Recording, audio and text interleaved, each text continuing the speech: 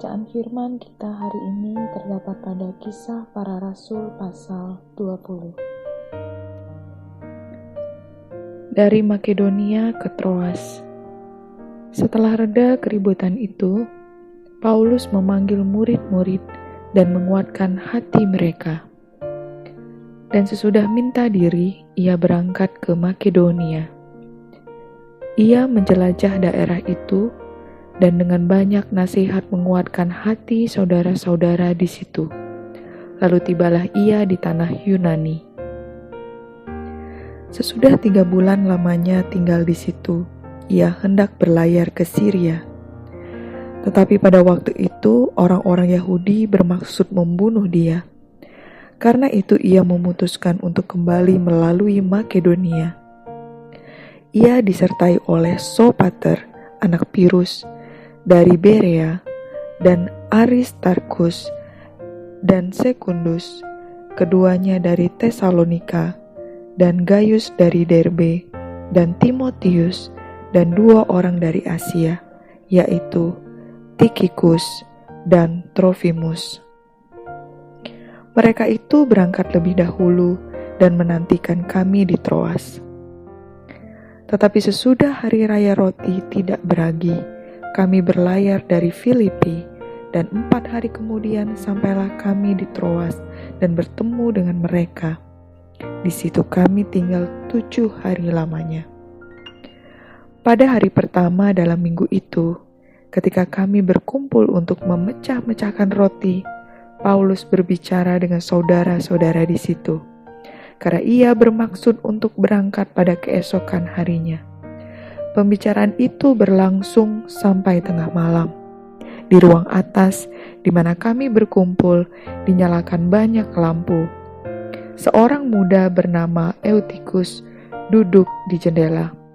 Karena Paulus amat lama berbicara, orang muda itu tidak dapat menahan kantuknya. Akhirnya ia tertidur lelap dan jatuh dari tingkat ketiga ke bawah. Ketika ia diangkat orang, ia sudah mati. Tetapi Paulus turun ke bawah. Ia merebahkan diri ke atas orang muda itu, mendekapnya dan berkata, "Jangan ribut, sebab ia masih hidup." Setelah kembali ke ruang atas, Paulus memecah-mecahkan roti lalu makan. Habis makan, masih lama lagi ia berbicara sampai fajar menyingsing. Kemudian ia berangkat.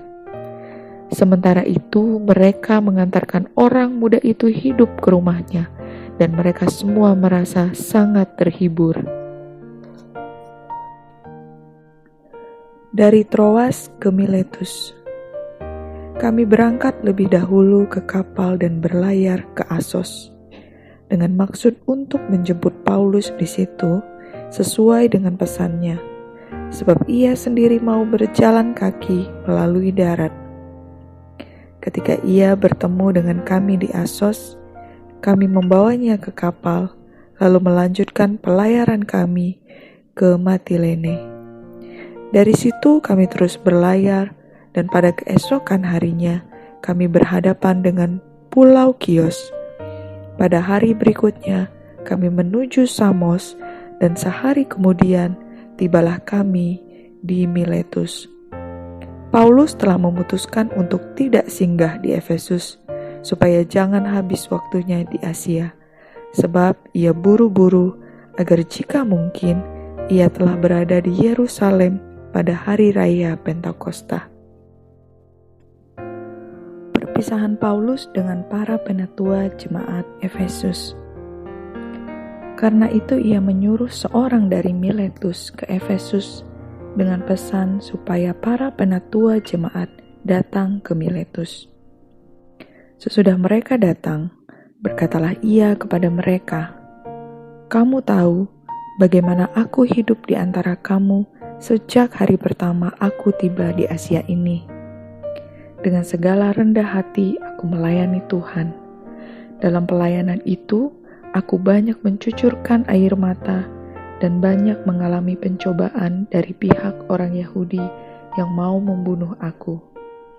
Sungguh pun demikian, aku tidak pernah melalaikan apa yang berguna bagi kamu. Semua kuberitakan dan kuajarkan kepada kamu, baik di muka umum maupun dalam perkumpulan-perkumpulan di rumah kamu. Aku senantiasa bersaksi kepada orang-orang Yahudi dan orang-orang Yunani supaya mereka bertobat kepada Allah dan percaya kepada Tuhan kita, Yesus Kristus. Tetapi sekarang, sebagai tawanan roh, aku pergi ke Yerusalem, dan aku tidak tahu apa yang akan terjadi atas diriku di situ, selain daripada yang dinyatakan Roh Kudus dari kota ke kota kepadaku, bahwa penjara dan sengsara menunggu aku. Tetapi aku tidak menghiraukan nyawaku sedikit pun, asal saja aku dapat mencapai garis akhir dan menyelesaikan pelayanan yang ditugaskan oleh Tuhan Yesus kepadaku untuk memberi kesaksian tentang Injil kasih karunia Allah. Dan sekarang aku tahu bahwa kamu tidak akan melihat mukaku lagi. Kamu sekalian yang telah kukunjungi untuk memberitakan kerajaan Allah. Sebab itu pada hari ini aku bersaksi kepadamu bahwa aku bersih, tidak bersalah terhadap siapapun yang akan binasa. Sebab aku tidak lalai memberitakan seluruh maksud Allah kepadamu. Karena itu jagalah dirimu dan jagalah seluruh kawanan, karena kamulah yang ditetapkan Roh Kudus menjadi penilik untuk menggembalakan jemaat Allah yang diperolehnya dengan darah anaknya sendiri.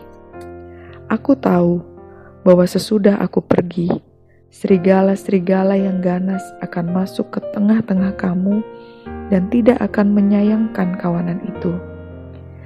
Bahkan dari antara kamu sendiri akan muncul beberapa orang yang dengan ajaran palsu mereka berusaha menarik murid-murid dari jalan yang benar dan supaya mengikut mereka.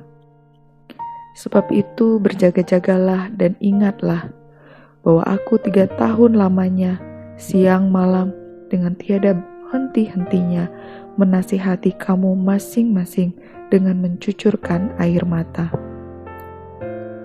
Dan sekarang aku menyerahkan kamu kepada Tuhan dan kepada firman kasih karunia-Nya yang berkuasa membangun kamu dan menganugerahkan kepada kamu bagian yang ditentukan bagi semua orang yang telah dikuduskannya.